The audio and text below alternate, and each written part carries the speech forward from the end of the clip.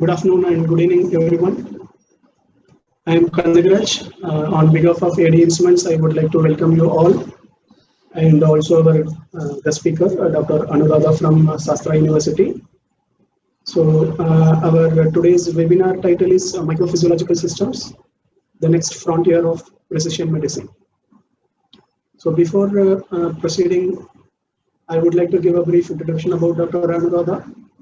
She has received her PhD degree in tissue engineering from Shastra University in the year 2011. Presently, she is involved in research focusing on the development of various scaffolds for tissue regeneration, like nerve, blood vessel, bone, osteochondral, and retina, etc., and also effective theranostic approaches against breast cancer. Her lab is also actively engaged in development of various scaffolds through additive manufacturing technology and 3D bioprinting. She currently has 28 research publications in various peer-reviewed journals with cumulative H-index of 139.36. Besides, she has edited a book and authored various book chapters. She is notably a recipient of Innovative Young Biotechnologist Award for the year 2016 from Department of Biotechnology, Government of India. So now I would like to welcome once again Dr. Anuradha ma'am. Welcome ma'am, and you can take the session here. Thank you. Thank you for the nice introduction. So I'm happy to be a part of this webinar. So my sincere thanks to AD Instruments, Transonics, and especially Mr. Kandagraj and Mrs. Sandeep Karu, and also Mr. Sumant Bhatt. So for organizing this excellent webinar and also invited me to give a scientific talk. So I'll take this as an opportunity to share one of the recent research which we have done in our lab on microphysiological systems, which is the next frontier of precision medicine. So myself, Dr. Anuradha Subramanian, working as an assistant professor in School of Chemical and Biotechnology, Shastra deemed to be University, India. So before I start with today's talk, I'd like to use a couple of my slides to brief about our university. So so Shastra University is, it's popularly called as Shastra University. Actually, the name is Shanmuga Arts, Science and Technology and Research Academy. So this is a deemed to be university in the town of Tanjavur. So I hope you all have heard of the famous Brahadishwara temple, so which is just close to the our university. So this is a composite university. It's recognized as a Category 1 university. So which where around 12,000 students and 700 faculty members resides. So this university basically offers engineering programs. So we have 5 engineering schools with 9 IET accredited BTech programs. And apart from engineering schools, we do have a School of Law, Management, Education, Arts, Humanities, and Science. So one big, a strength that I can say, Shastra, is that it is all the admission process is purely meritorious. So it is very transparent too. And also we have a very excellent contemporary curriculum with which just mainly focused towards the latest interdisciplinary field and have more focus on practice as well as the research. So that would be the one important aspects that we are teaching, and that is the reason that I believe that we have a consistent rankings in the many ranking systems, right from NARF to QS systems. So I belongs to School of Chemical and Biotechnology, so where 900 UG and 260 PG students. So around 110 faculty members with a more than 90%, we are all PhD holders. And we have more than 50 laboratories, research laboratories, and 65 ongoing research projects. So apart from this 50 research laboratories, we have 5 different centers, research centers. So Center for Advanced Research in Indian System of Medicine. So where basically people are trying to understand the scientifically validate the our own natural medicines like Ayurveda, Siddha, all traditional medicines were scientifically validated, their applications. And I belong to Center for Nanotechnology and Advanced Biomaterials. We basically working on materials, mainly biomaterials, and engineering these materials towards the healthcare applications, right from regenerative medicine to the sensing applications. And we also have a Center for Preclinical Studies. So we have an animal house, very good animal house facility. So where different animal models, right from the mice model to the guinea pigs, rabbits, and even transgenic animals we house. So with which we are basically trying to evaluate the potential of these medical devices, and also we are evaluating the safety aspects using these preclinical animal models. And we have a Center for Research in Infectious Disease. Also, that is we are working also on some communicable diseases, and we do have Center for Energy Storage and Conversion. With this brief note, I would like to move towards my today's talk. So as I said, like I'm going to talk about the microphysiological systems, which is a kind of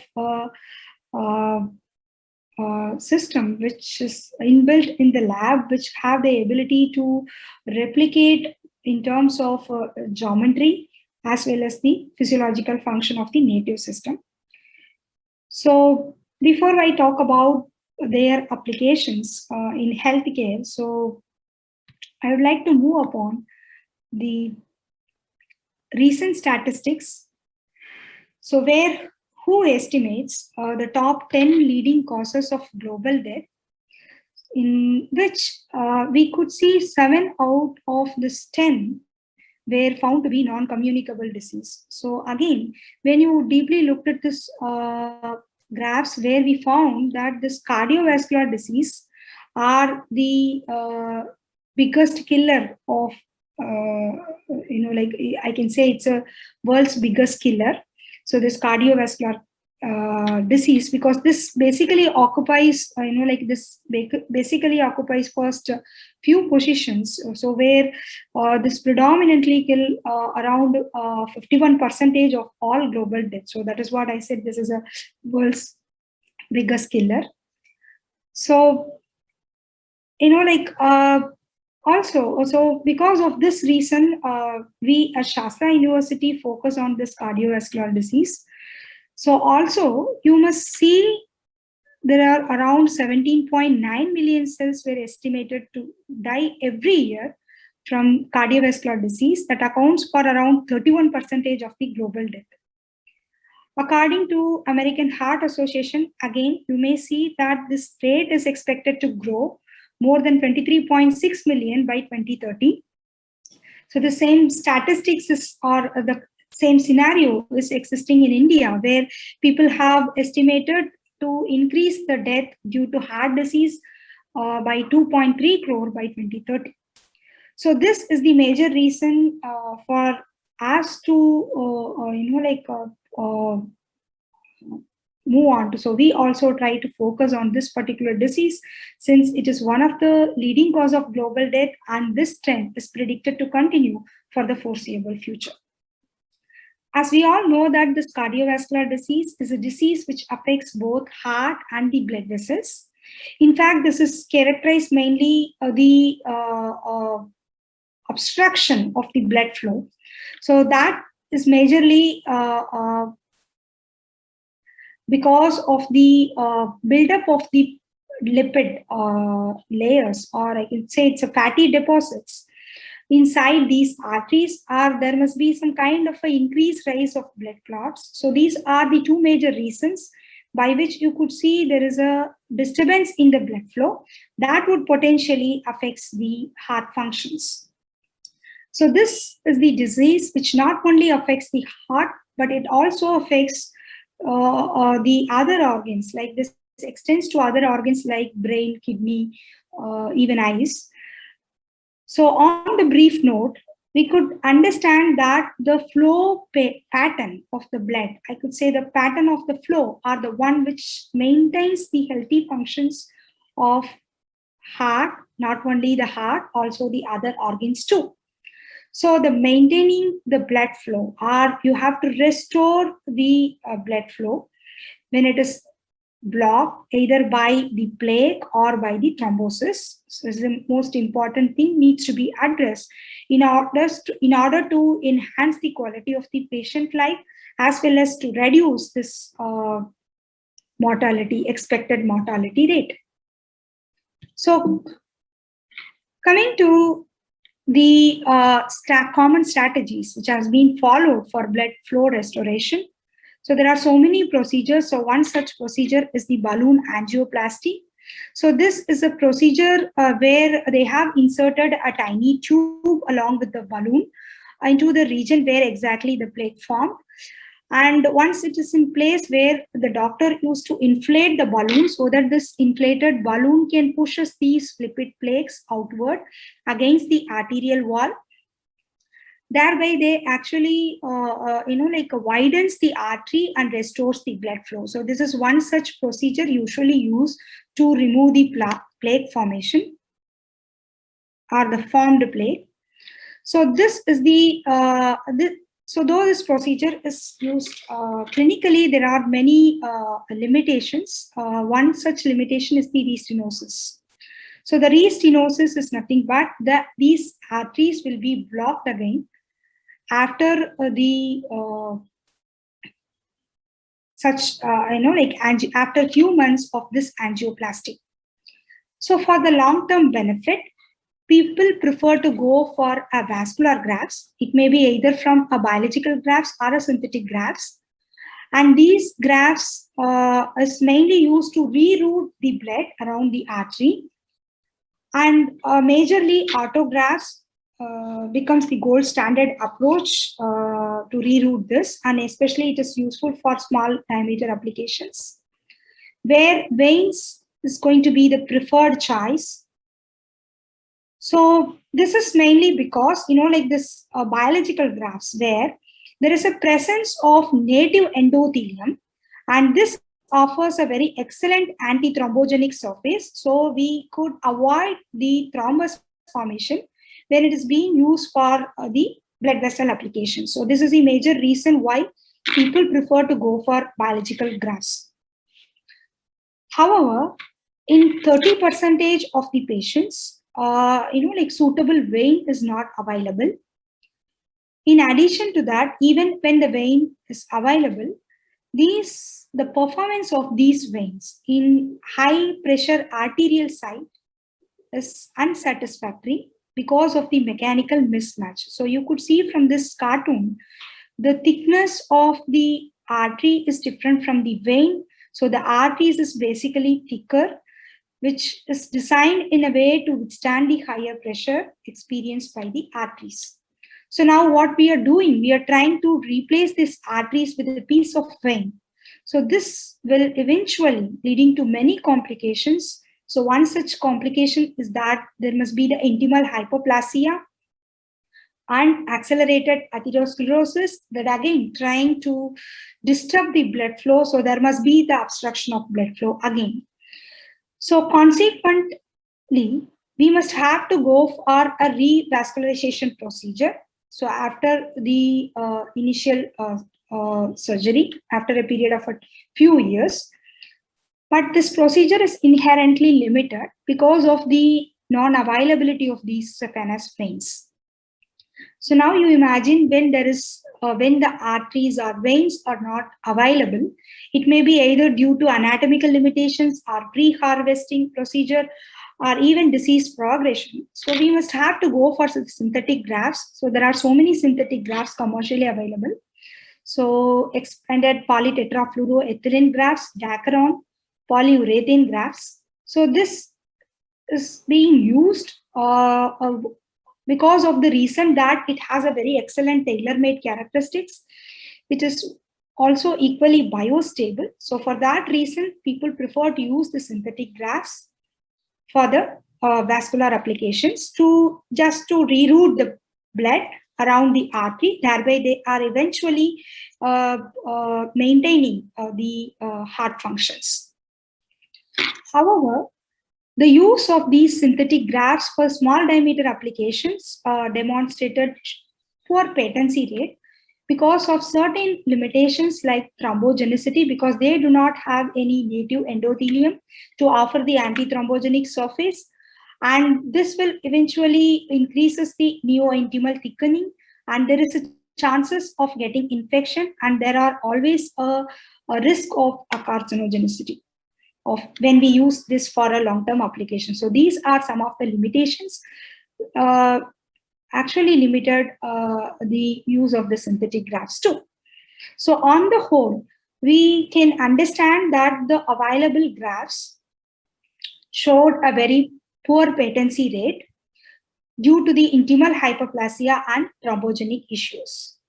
Now we'll move on to the drugs which has been used to treat the cardiovascular disease. So there is more increasing evidence of using the statins, blood thinners, beta blockers, especially for both a treatment as well as prevention of heart disease. So this is being suggested for few years after the acute coronary event. But there is inadequate evidence of continuing these drugs for a prolonged period. People are doing it without knowing the consequences. We really do not have much data on the safety aspects of taking these medicines continuously for lifelong. Parallelly, we have also seen that the big research in the development of drugs towards the cardiovascular disease is still progress to identify many more drugs. So where we can see around total of 200 cardiovascular drugs were in the pipeline in the year of 2018. However, the drug research or drug development and research is very long process, lengthy process, and expensive process too. So from this cartoon, we can understand that around 10 to 15 years it will take from idea to the complete drug development. This is because the failure likely to occur at every forward step. So you may see around 1 or 2 products can eventually reach the market out of millions of compounds that we tested. So this is very expensive and time-consuming process. So even when it reaches, another darker side that we must have to understand is that continuously every year we were able to see that there is a discontinuation of these cardiovascular drugs, mainly due to efficacy and safety concerns. So you can see around maximum amount of 30 drugs were discontinued in 2012, followed by 11 drugs in 2013, 4 in 2014, and almost 12 drugs were found to be discontinued, mainly due to the safety and efficacy concerns in 2016 to 2018. So I believe that we have seen so many challenges in front of us to treat this cardiovascular disease, right from the vascular grafts development towards the drug development. So there are 2 major reasons which decides the successful translation of the drugs from bench to bed. So one thing is that we have actually evaluated these drugs, especially these cardiovascular drugs, in phase 1 clinical trial, where only a smaller population is involved. So with this, we are trying to predict the responses to the larger population, but this is very less promising in terms of extrapolating these results to phase 2 and phase 3 clinical trial. So that is one such reasons for the failure. In addition to that, when you looked at this, the path of the drug development, there are so many different milestones that we need to achieve. So one such thing is that we must have to preclinically validate these compounds in terms of safety as well as the efficacy aspects. So the researchers from pharmaceutical industries or academicians like us, we prefer to go for a preclinical animal models. So we use animal models to validate the safety aspects as well as the efficacy aspects, and we are trying to predict the human toxicity and human responses. So this is what that we usually do it, with which we are trying to move on to the clinical trials, where we have a phase 1, phase 2, phase 3 clinical trial. So when the drug is very successful in terms of phase 3 clinical trial, so that one can reach to the market. However, these animal models are very much, I can say they are poor predictors of predicting the human responses, in the sense, so the drug which cleared this preclinical testing may not be very effective in terms of the human. So you cannot expect the efficacy in the humans, or sometimes may be very harmful to the humans too. Similarly, the drug which have not cleared this animal experiments may be very effective for the humans. So it is very poor predictors, but this is the one with which only we are trying to screen the drugs for the initial study.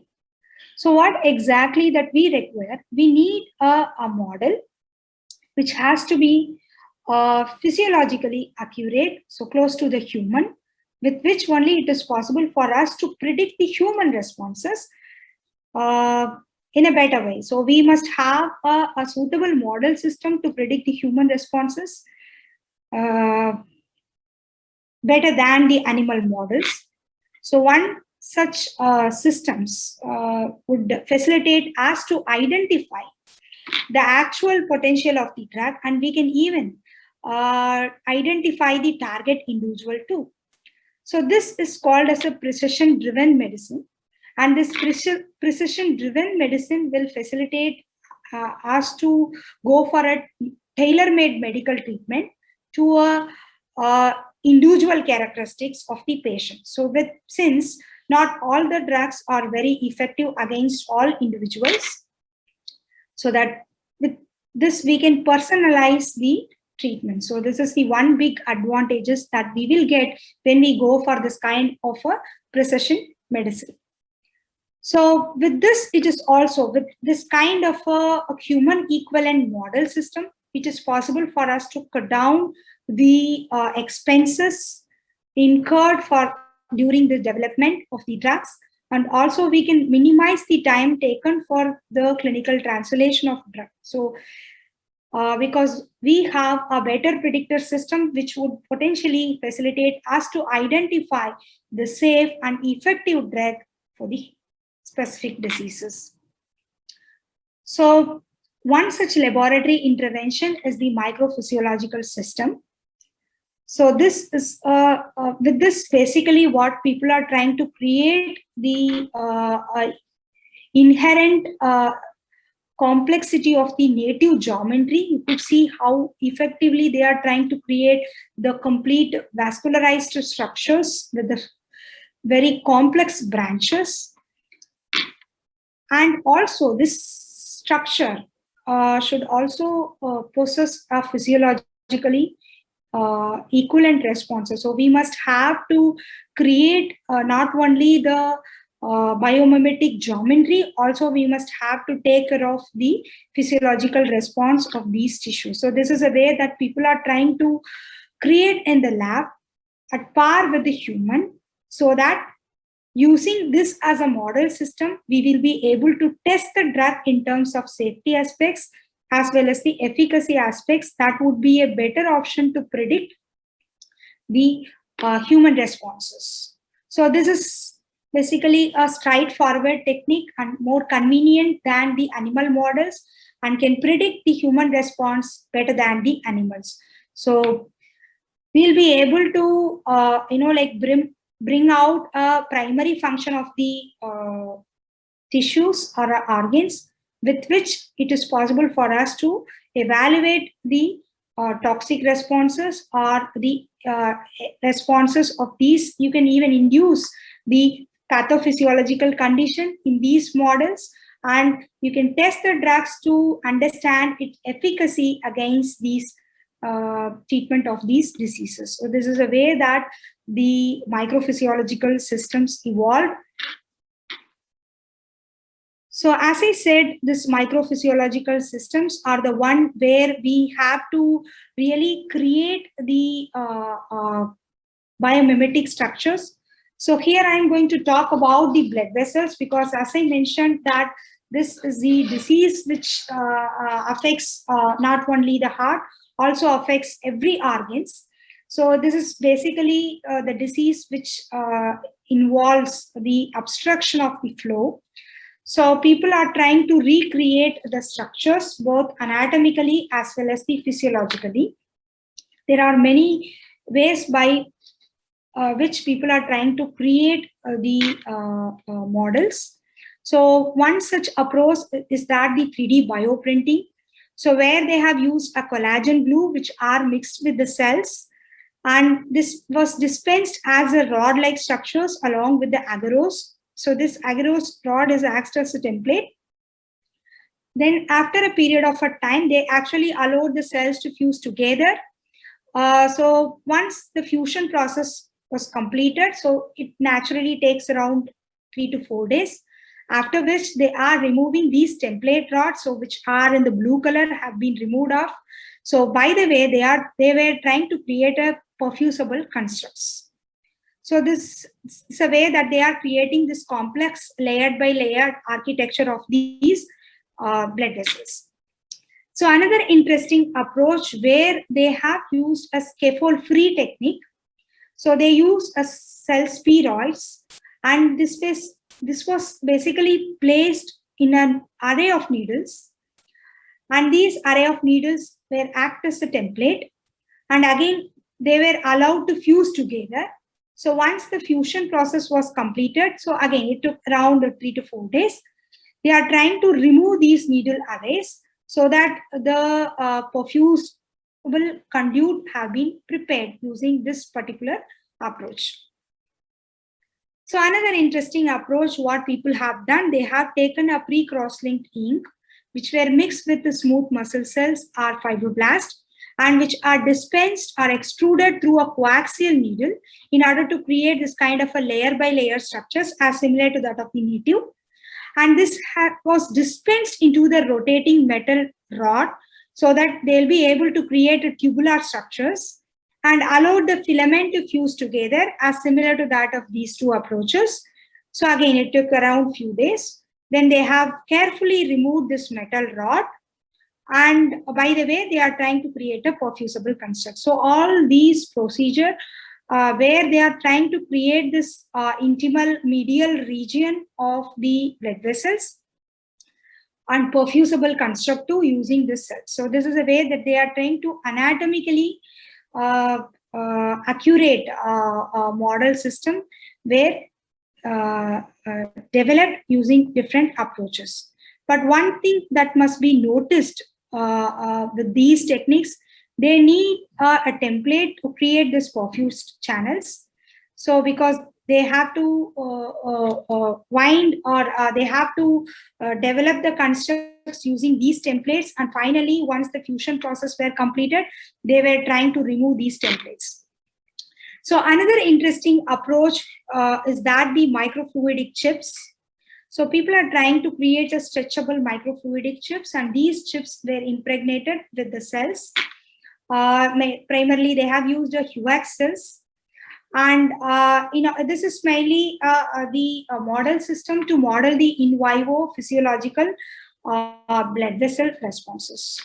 So there, what exactly they are doing? So since it is a stretchable chip, they are applying a vacuum by which they are trying to create a circumferential stretch like this. So this is a kind of a semicircular arrangement. So this microfluidic devices, they successfully, simulate the intimal region, whereas they fail to create the multi-layered geometry as well as the tubular geometry. So it cannot exactly replicate the actual physiological responses, since the naturally your blood vessels are in a tubular geometry. So with they are only mimicking the semicircular pattern and fail to mimic the layer by layer architecture of the entire blood vessel. So one such a drawback of using these kind of a chip devices, where we will fail to understand exactly the vascular tone characteristics, which majorly involves the multi-layered smooth muscle cells. So with this, we have found so many gaps. So one such gap is that the procedure which have been so far adopted to create such anatomically and physiologically accurate model are very laborious, a more labor-intensive procedure and time-consuming process. They demand certain templates, and they are all template-assisted process. So these, because they use these templates, so there must be some stringent post-processing technique to remove these templates. And imagine when they remove these templates, there must be some chances of damaging this lumen integrity. So when the lumen integrity lost, then we must have to question the anti-thrombogenic surface, because that is one of the primary reason for the failure of these devices. And most of these devices have not been tested under the hemodynamic conditions. So we must also have to think about their physiological equivalence. So with this in mind, we'll be trying to bridge the gap with the help of a suitable technique. So we believe that we need to identify a special process, and that process must be template free.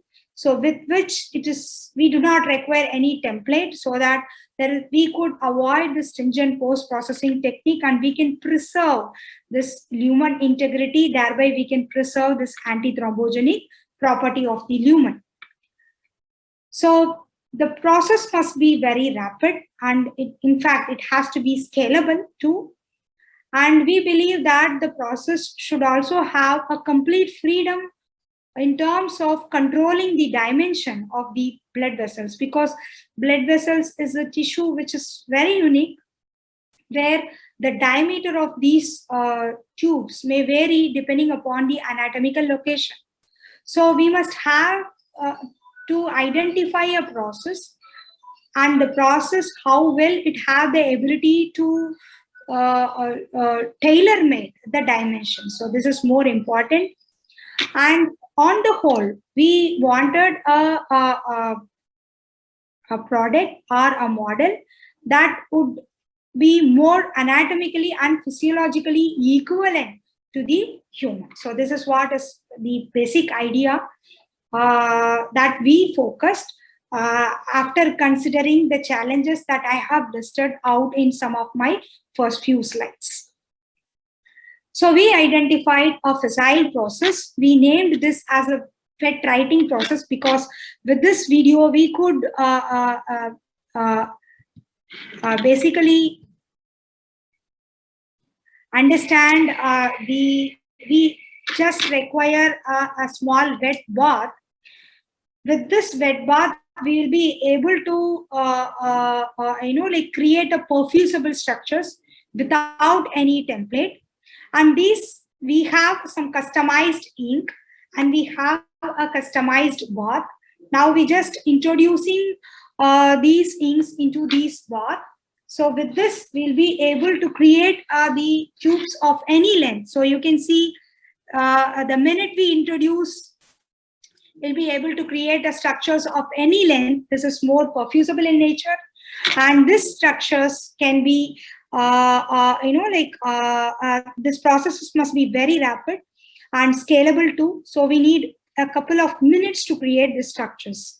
So we'll be able to create a bilayered construct using this particular technique without the assistance of templates. And very surprisingly, we noticed that the ink that we used to create this tubular geometry, these structures were more coilable, so that very much close to the elastic nature of the blood vessels. So we have understood the hollow structures by evaluating through micro-CT, as well as by introducing or permeating the dye through these channels. So with that, we'll be able to conclude that it was a very excellent perfusible channel that we could develop with the help of this process.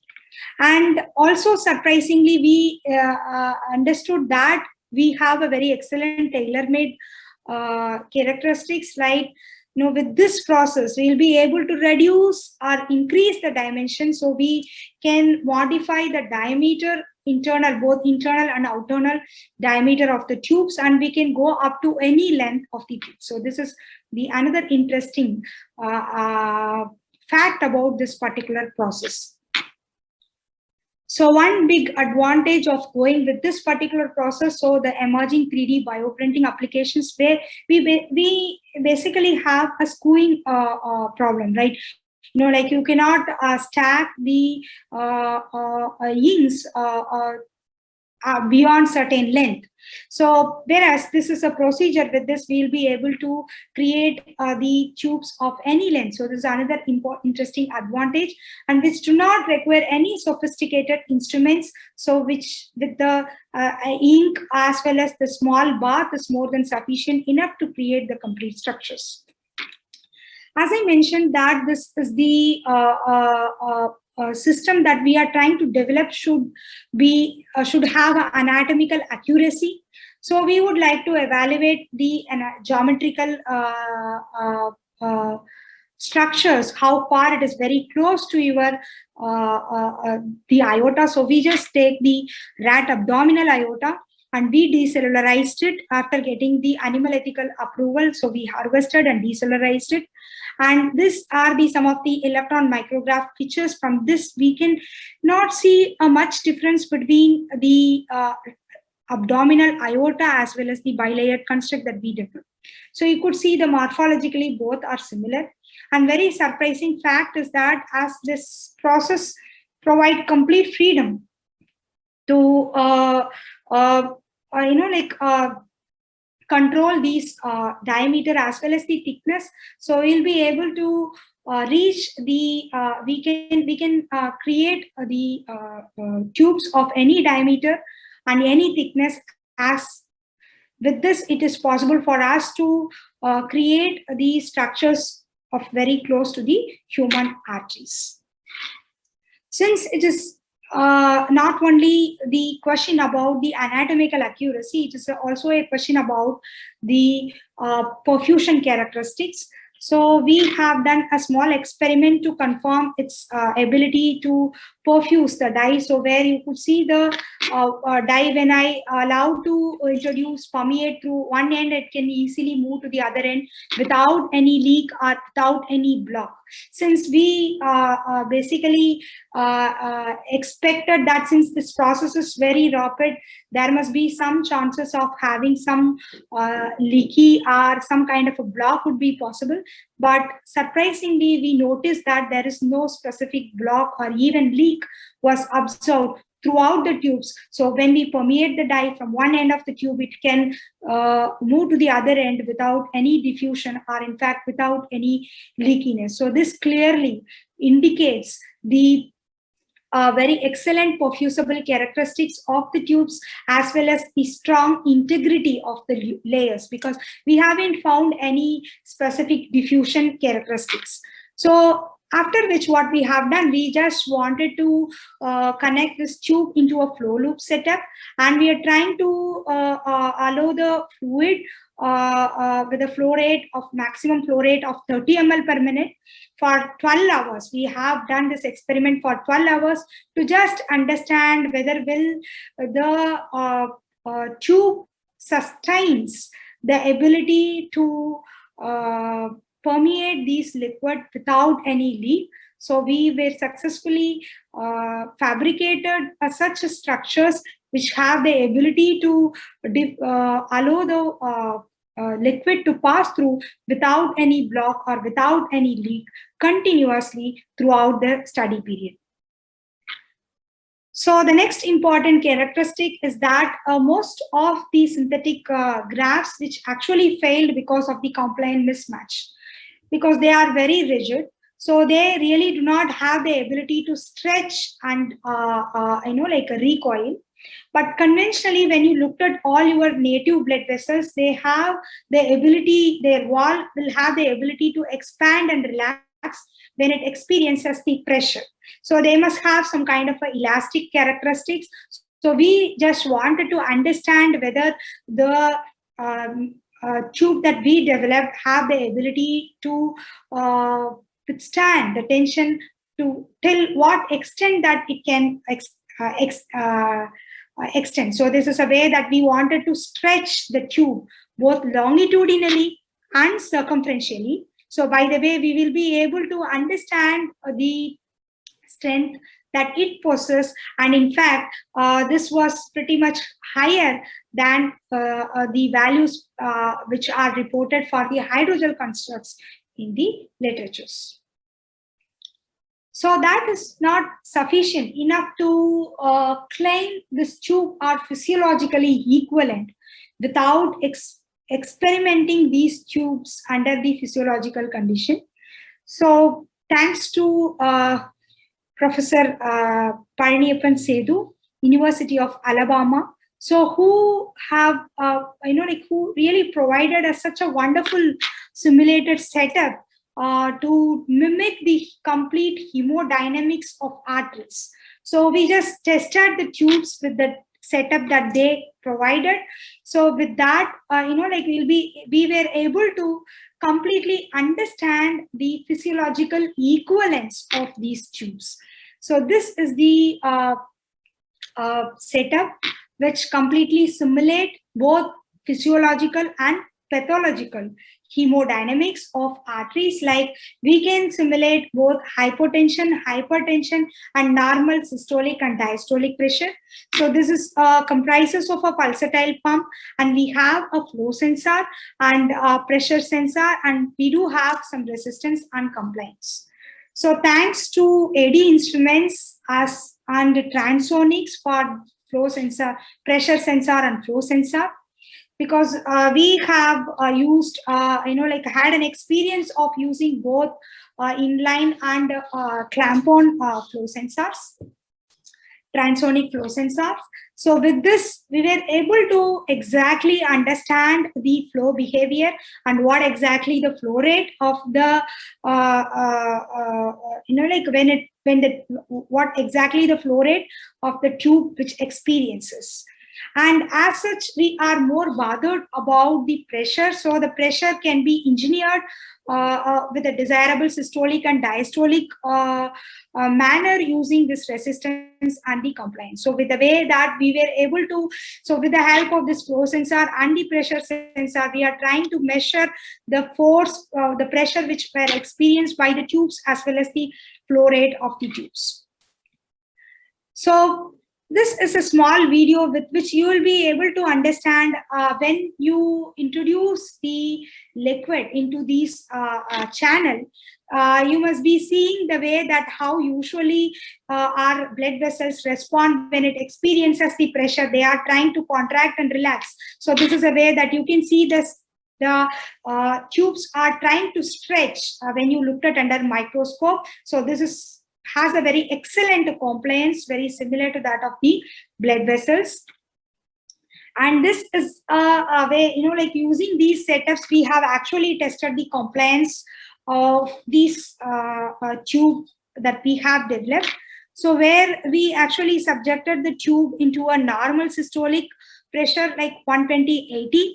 So where you will be able to understand, I hope when you closely looked at, you can see this,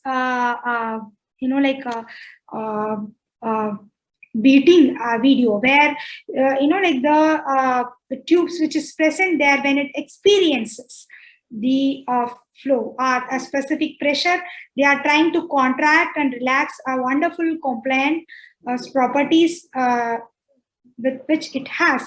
And more interesting fact is that this will, when you perform this experiment for a period of hours, we have seen that there were no leak, no black, even it withstood that particular pressure. And the next, we have also tested this conditions under pathological conditions, where we actually simulated the hypotension, so 80-60. So again, it will be able to withstand, because of course, when the tube can withstand in normal physiological conditions, so hypotensive condition can also be possible. So this withstood the force that we applied, pressure which we applied. With that, we were able to understand the contraction and relaxation forces. And more surprising fact is that we have done this experiment also in hypertension, of increasing the systolic and diastolic pressure. So where you could see visibly this contraction and relaxation of these the tubes. So these tubes are pretty much good in terms of withstanding this, even this hypertension pressure too. And without any leak, it would have the ability to allow the liquid to pass through from one end to the other end. So as I said, this flow sensor and the pressure sensor, we have measured the flow rate and the pressure which are experienced by the tubes.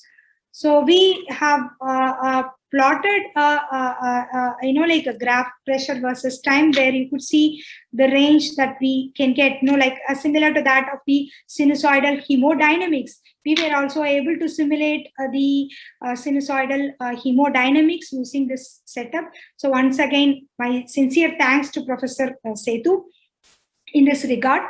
So this,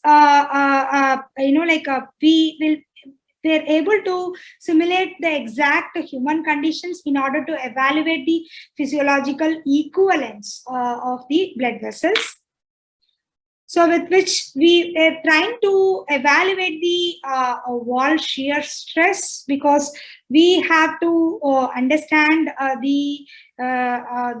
what exactly the strength of the wall shear stress, and is it really similar to that of the native, needs to be validated. So we have calculated the wall shear stress, and we also calculated the circumferential strain.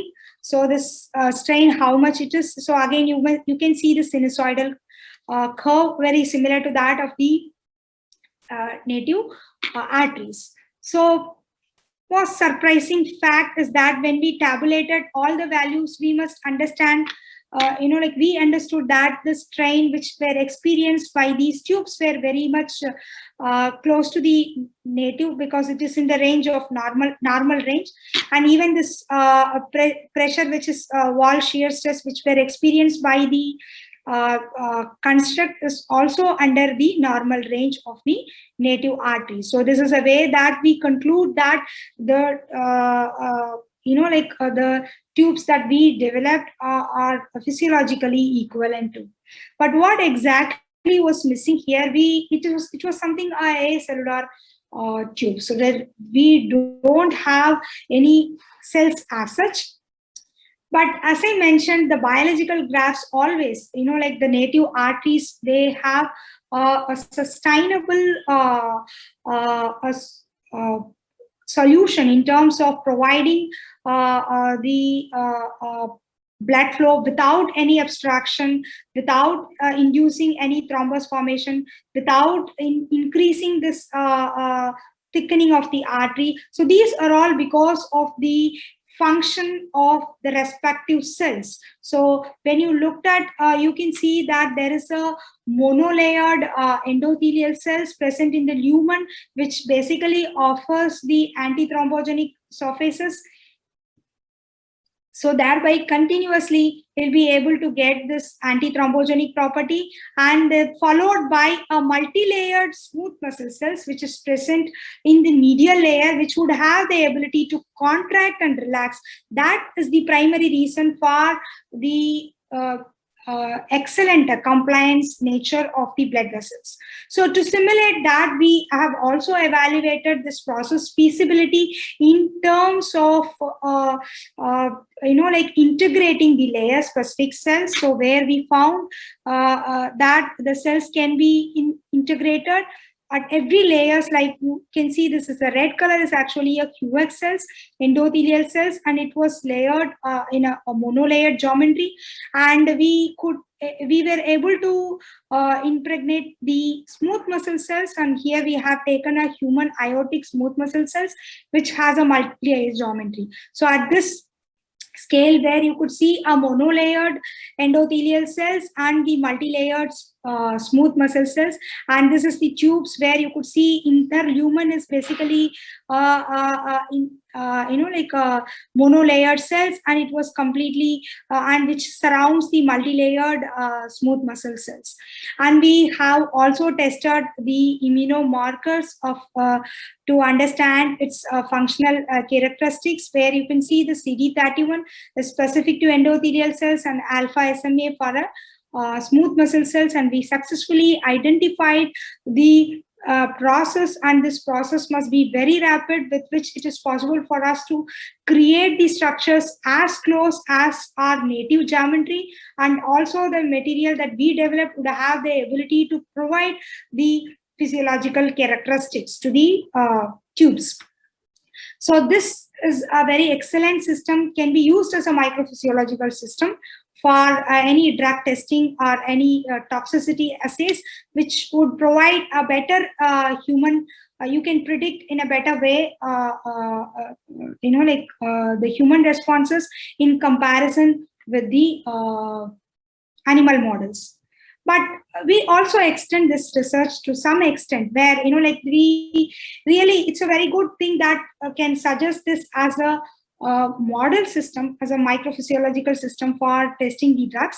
But we would like to extend this to, will it be useful for the vascular graft application? Because for long-term benefit, none of the substitutes are really ideal to provide a sustainable solutions. So can we suggest this particular tubes for the graft applications or vascular graft applications? We just wanted to extend this, for which we have done one more experimentations to understand the anastomosis. So what we exactly did, so see, this is the artery and this is the construct that we developed. So we just wanted to suture these two and to understand the suturable characteristics. Will it be weeping, or will it retain the watertight characteristics that we have tested?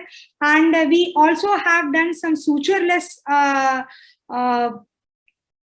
procedure to connect the construct with the artery. So because primarily, if at all we wanted to reroute the blood around the artery, we can suggest this construct, and we can connect this construct into the arteries even with this kind of a sutureless procedure. So with this, we have done some of the experiments to confirm ex vivo, to confirm this end-to-end.